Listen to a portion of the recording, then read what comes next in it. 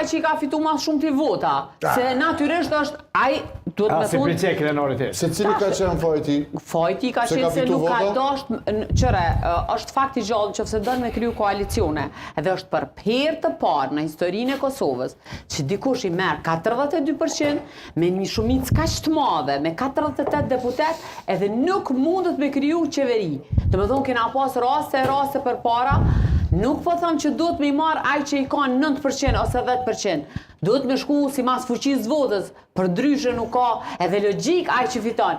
Mirë po duhet, pse ka ardheri të kjo konfrontim qaq i madh, dhe më thonë mes Zotit Kurti, edhe në anën tjetër, edhe të LDK-s. LDK-ja ka një të hidhun shumë të keqe me Zotin Kurti. Ne duhet me ditë që kjo prezidente që derivon ka dalë prej LDK-s. Një LDK të cilën e ka shkatru dhe e ka pru në 12%.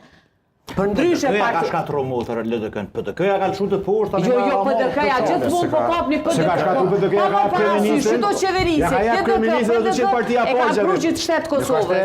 Kështu që, na mundemi me thonë çka duhet.